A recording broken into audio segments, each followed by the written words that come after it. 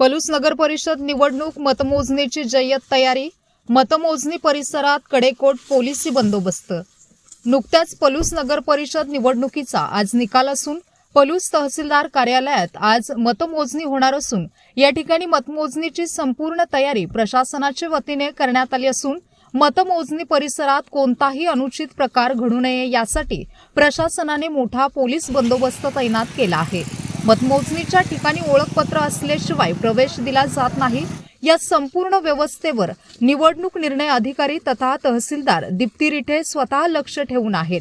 सर्व पक्षाच्या कार्यकर्त्यांना कराड तासगाव महामार्गावरच रोखून धरले आहे.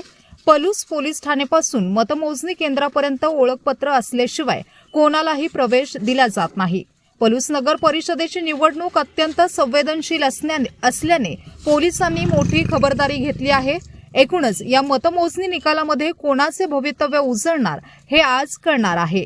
स्पीड न्यूज मराठीसाठी सचिन लडगे, पलूस.